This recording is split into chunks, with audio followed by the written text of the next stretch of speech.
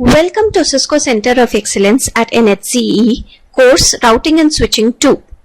So in today's lab we are going to see spanning tree protocol configuration. Spanning tree protocol is used to overcome the issues related to redundancy at layer 1 and layer 2. At layer 2 devices, which are switches and bridges, if there are redundant links, then the issues that are coming up are MAC database instability. That is, the MAC database table is unstable, there are no fixed entries in it. Broadcast storms, that is, there will be multiple packets present in the network which will cause the network disruption, and multiple frame transmission, that is, the destination will receive multiple or duplicate frames of the same message. The spanning tree algorithms aims at creating one logical path through the switch network. It will block the redundant links in the topology, and there will be only one main path existing.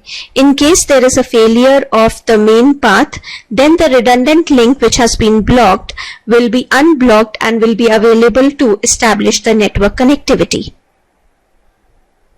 Spanning tree algorithm says that first we need to select a root bridge.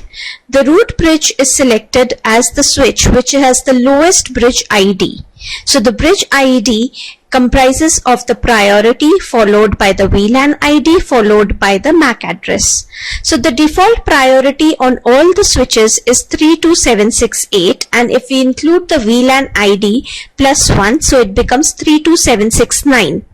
So this is the default priority which will be the MSBs of the bridge ID. So whichever switch has the lowest priority will become the root bridge. So we can modify this priority by our configuration. Then after the root bridge is selected, then the least cost path from every other switch to the root bridge is calculated. So in this case, if S1 is the root bridge, from S3 and S2 the least cost path to reach S1 will be calculated. Then we have to determine the port roles, which is the root port, designated port, and the blocking or the alternate port. These theoretical concepts have already been covered. Types of spanning tree protocols. There are 802.1d, which is the old version, and CST. We are going to look at PVST plus and Rapid PVST plus configurations. So the advantage with PVST plus is that we can have multiple instances for each VLAN. So for each VLAN there can be one spanning tree instance, and similarly for Rapid PVST plus also we can have for each VLAN a particular spanning tree instance. Whereas if you see the older version 802.1d CST, we had only one spanning tree instance for all the VLANs. This indicates that for all the VLANs there will be one root bridge, and the same root bridge will be applied to all the VLANs. Whereas in PVST plus, if we have two VLANs, so for VLAN 1 there can be one particular root bridge, for VLAN 2 there can be another root bridge. In Rapid PVST plus, the conversions is faster as compared to PVST plus. Conversions means the determination of the blocking port, alternating port, or the designated port, deciding on the root bridge, everything will be done faster as compared to PVST plus. If we look at MST, MST is multiple VLANs can have same spanning tree instance. So all like VLAN 10, 20, they can have the same spanning tree instance. So these theoretical concepts were seen, and today we will be seeing at Rapid PVST and PVST configuration. Also the port roles that were defined in PVST plus operation in the theoretical concepts are blocking port state, listening state, learning state, forwarding and disable state. So only in forwarding state the PPDUs, that is bridge protocol data units, which are used to determine the root bridge and the port roles, will be received. Also the data will be forward. Also it can be forward from the another interface of the switch, and it can also learn the MAC addresses. So all this can be done in forwarding state. In other states, there are some limitations. So let us come to the spanning tree configuration, that is the lab hands-on activity. So in this, the topology given to us comprises of 3 switches, switch 0, 1 and 2, and there are 3 PCs, and the requirements are that we have to configure S0 as VTP server and S1 and S2 as the clients. So VTP domain that is given to us is ECE department, and the VTP password given to us is Cisco. So remember that the server and the clients should be in the same domain name, and the password should also be same. Otherwise, from the server, clients will not be able to receive the VLAN information. Then we have to create the 2 VLANs on the server, which will be shared with the clients automatically. And then we have to do the DTP trunking. Then we have to assign the access ports to the correct VLANs as per the table given. Then configure the spanning tree mode rapid PVST, configure S0 as root primary and S1 as root for primary for VLAN 20, S2 as root secondary for both VLANs, and we have to configure port fast and BPDU card enable. So one by one we will see all these activities. Right? So let us go to the configuration in Packet Tracer. So we have this topology created, switch 0, 1 and 2, right? And the question says, the requirement says that first S0 has to be configured as VTP server with the domain name ECE department, and Cisco will be the password. So for VTP, while we are doing this, we will go here, enable, configure T, and then we will say VTP mode server, VTP domain.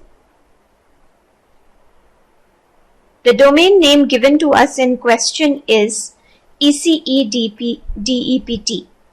So we'll use that, ECE-DEPT. So it is case sensitive. Please follow the document carefully. And now the password is VTP password given to us is Cisco. Right? So that is how we have configured the VTP server. Now switch 1 and switch 2 have to be configured as clients. So enable mode, configure T in the global configuration mode. We are going to set the VTP mode as client. VTP domain name should be same as that of the server to receive the messages. So it is ECE-DEPT, and VTP password is Cisco. Next, on switch 2 also we are going to make it as the client. So enable, configure T and VTP mode, client,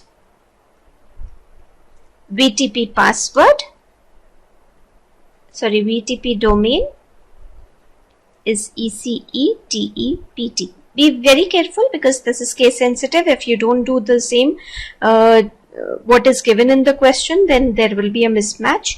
Let's say on switch 0 you have given capital ECE and here you are giving small, then the domain mismatch will happen and it will not be able to receive advertisements from switch 0. Then VTP password should also match to receive the advertisements, Cisco. And now we have to create the VLANs on switch 0. So VLAN, we are creating 2 VLAN, VLAN 10, which is name is student. So given it, the question is student, and VLAN 20 is for staff.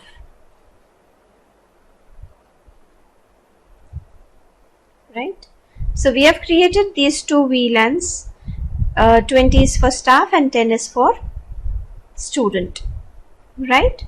So let us see so that the clients switch 1 and switch 2 receive this VLAN information, we need to configure the links as trunk. Okay, so we will go on to this particular switch and exit, and we'll say int range F0 by 1 to 4. If you see here, we have used 1 and 2 over here and 3 and 4 over here. So the interfaces which are connected between the switches should be trunking.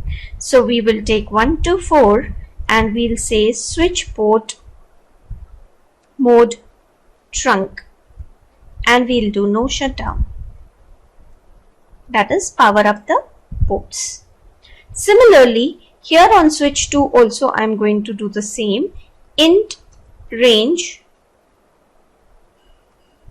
F0 by 1 to 4 switch port mode trunk, and no shutdown. Similarly, here as well on switch 1, int range F0 by 1 to 4 switch port mode trunk, and no shutdown.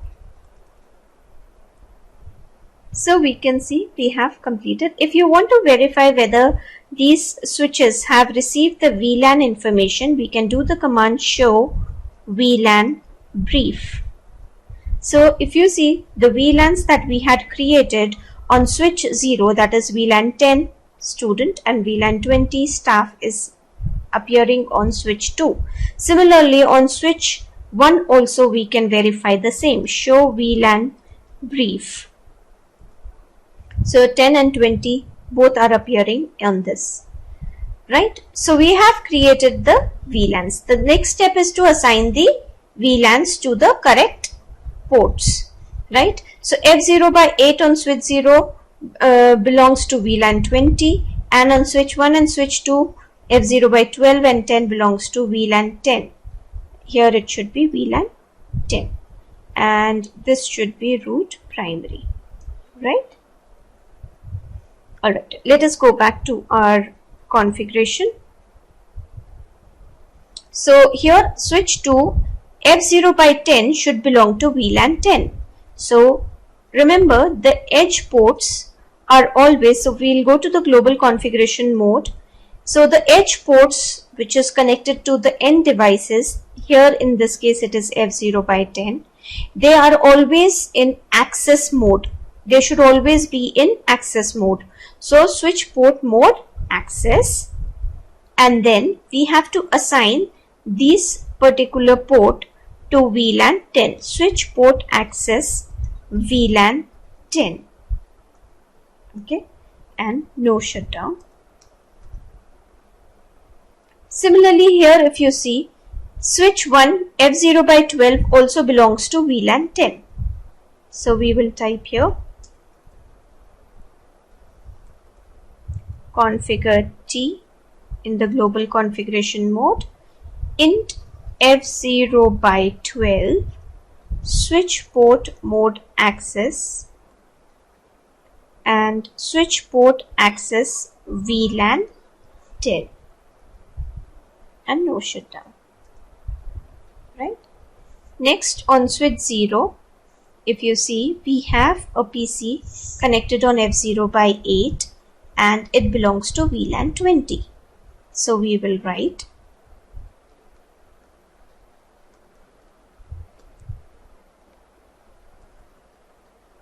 we'll exit int F0 by 8 switch port mode access switch port access VLAN, and we'll get VLAN 20 over here, and no shutdown. So this is the VLAN and VTP which we had already seen. So now we are going to look at spanning tree configuration. So what is the spanning tree configuration? See, we could have had only PVST mode or rapid PVST. So we are taking rapid PVST mode over here, and we are going to configure this. On all the switches it is going to be rapid PVST, and switch 0 is root primary for VLAN 20. So here because priority is given, so we'll take it as priority. So I'm going to show you both how we can set a root bridge using the root primary command, or how can we set a switch as the root bridge by changing the priority. Okay, so S0 has to be set as root primary, that is the root bridge for VLAN 10. So as I told you, for each VLAN we can have a separate spanning tree instance. So for VLAN 10 we are saying S0 will be the root, for VLAN 20 S1 will be the root bridge. So here in S0 we'll come out of this interface mode. In the global configuration mode we will write spanning tree mode rapid PVST. You could have used only PVST if they would have given PVST. Okay, because it is given rapid PVST, we are writing rapid PVST. If it is given only PVST mode, so you can remove rapid, you can just write PVST, right? And then we have to say spanning tree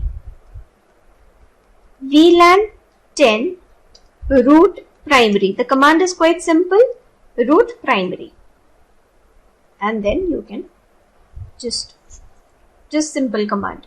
Now it says that for switch 1 you have to make it as root by modifying its priority, right? By default the priority is 32769, right? So we are making the priority lower. So whichever has the lowest bridge ID, so priority are the MSB. So if the MSB, if I am reducing, then 32769, obviously 4096 is less than 32769. So this S1 will have the lower bridge ID for VLAN 20, not for VLAN 10 but for VLAN 20. We are creating another spanning tree instance for VLAN 20.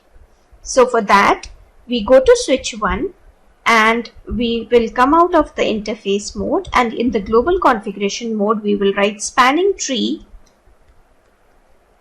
mode rapid PVST.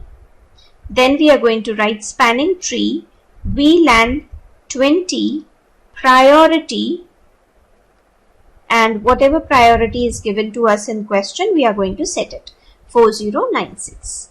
So we'll write 4096, right? So this is done.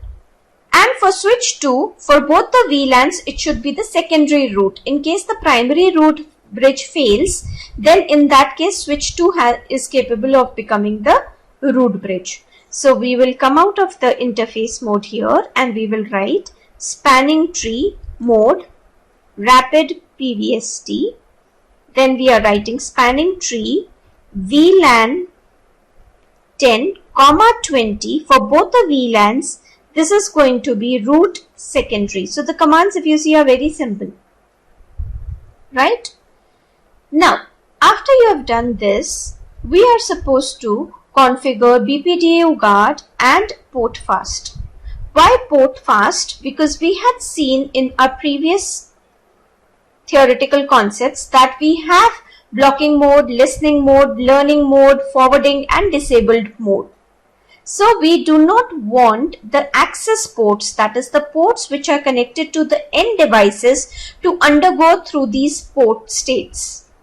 We want them to directly move to forwarding state because these ports are not connecting the two switches.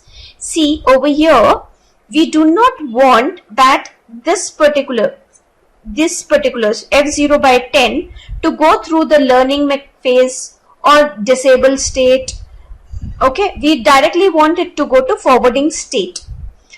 Learning mechanism for disabled, blocking, everything is meant for the links which are connecting the switches, that is F0 by 1 and 2 over here, 3 and 4 over here. It is not meant for the ports which are connected to the end devices.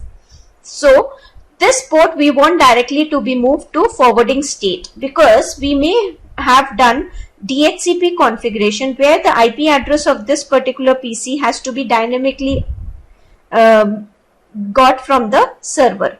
So to get the dynamically to get the IP address dynamically from the DHCP server, it has to send the broadcast message. So if this port is undergoing the various listening, learning port states, then this broadcast message will not be sent immediately and it will not receive the IP address immediately.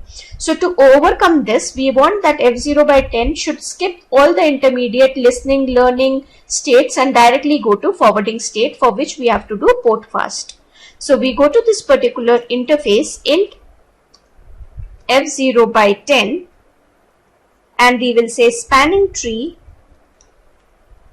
port fast. Also on this particular interface, I will do spanning tree BPDU guard enable. Now why BPDU guard enable? Because we do not want that BPDU packets should come to the PC. There is no point sending any BPDU packet. BPDU packets are exchanged between the switches for the spanning tree algorithm, so that the root bridge can be selected, the port roles can be selected, which redundant port is going to be blocked, which port is going to be forwarding port, right? So that to make that decision, BPDU packets are being exchanged between the switches. So this BPDU packet need not go to the PC unnecessarily. Why to waste the bandwidth and the processing of the switch? Processing capability will be used of switch to send it up to this particular PC. So unnecessarily, to avoid all this processing, we can say that do not send any BPDU packet on the access port, which is F0 by 10. Therefore, we have used the BPDU guard enable. Similarly, on switch 1 also, int F0 by 12, we will do spanning tree port fast to move it directly into the forwarding state, and spanning tree BPDU guard enable. Similarly, on switch 0 also, we have to do int F0 by 8. So all the access ports have to be made port fast, as well as you need to enable the BPDU guard on it. So BPDU guard enable. Right? Now how do we verify it? To verify it, we can do show spanning tree. So if you see show spanning tree, we can see that there is VLAN 1, that is the default VLAN. So for VLAN 10,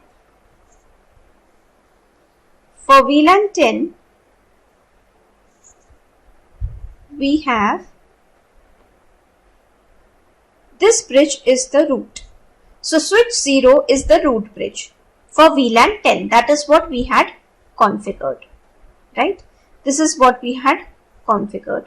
And you can also see the port roles. What are the port roles? Which is the designated port. These all are our designated port and all are in forwarding state. Okay. Similarly, here we can do show spanning tree.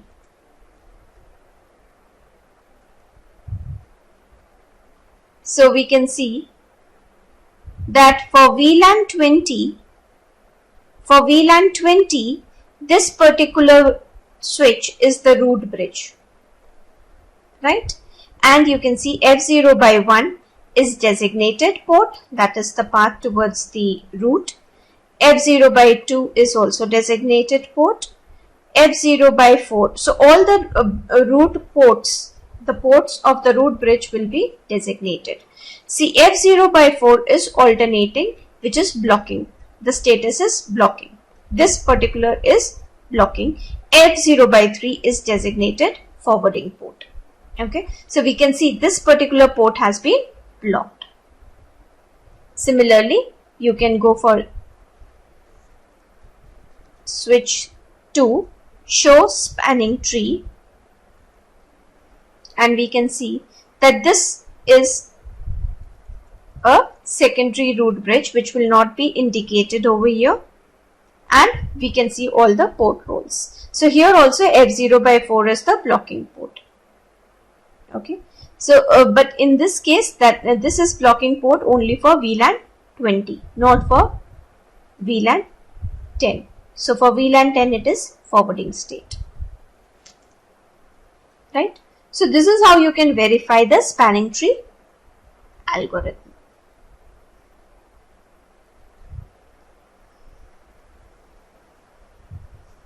For any doubts, for queries, you can mail me at er.divyasharma@gmail.com. Thank you.